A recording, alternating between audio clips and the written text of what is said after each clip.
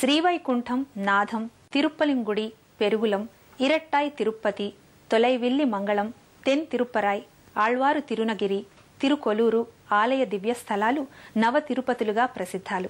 ఈ నవాలయాల నవగ్రహాలకు సంబంధించినవని, శ్రీవైకుంఠం సూర్యుని సంబంధితమైందని, ఆ కారణంగానే తమిళ సంప్రదాయపు చిత్తిరాయ్ విప్రసి మాసాలలో 6వ రోజున శ్రీవైకుంఠనాథుని మూల విగ్రహంపై నేరుగా సూర్యకిరణాలు పడతాయని భక్తుల విశ్వాసం.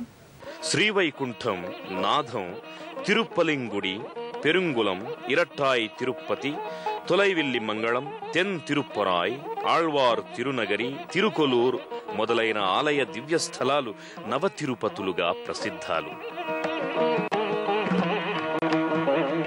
ఈ నవాలయాలు 9 కూడా నవగ్రహాలకు సంబంధించినవని, శ్రీవైకుంఠం సూర్యునితో సంబంధితమైందని అంటారు.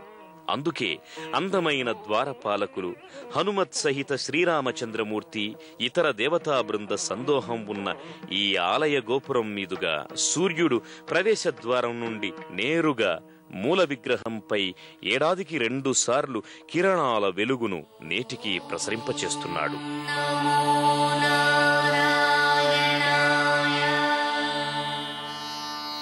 తమిళ సంప్రదాయపు చిత్తిరాయ్ విప్రసి మాసాలలో 6వ రోజున శ్రీవైకుంఠనాథుని మూల విగ్రహంపై నేరుగా సూర్యకిరణాలు పడడం జరుగుతుందిట.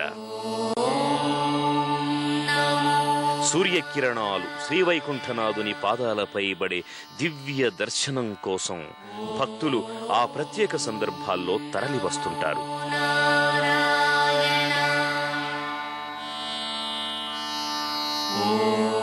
అలాగే విజయదశమి ఉత్సవాలు, వైకుంఠ ఏకాదశికి ద్వారదర్శనం, ఫిబ్రవరిలో తెప్పోత్సవం మొదలైనవి వైభవంగా భక్తజన సందోహాల నడుమ నిర్వహించబడతాయి.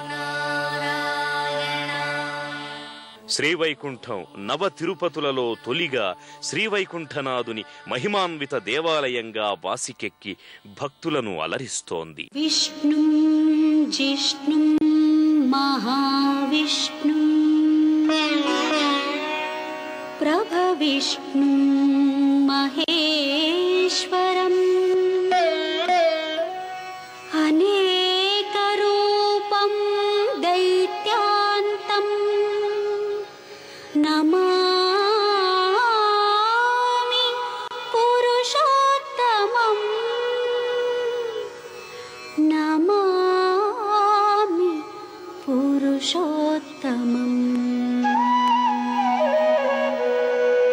శ్రీవైకుంఠ దర్శనం సర్వపాపహరణంగా, కైవల్యదాయకంగా భావింపబడుతుంది.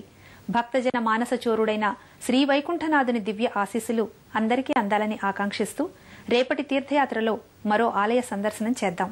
అంతవరకు సెలవు. నమస్కారం. పుణ్యక్షేత్రాల దర్శనం, అపురూప ఆలయాల సందర్శనం, తీర్థయాత్ర కార్యక్రమాన్ని ఇప్పుడు యూట్యూబ్ ఆన్లైన్లో www.youtube.com/etv2india లింక్ ద్వారా కూడా వీక్షించండి.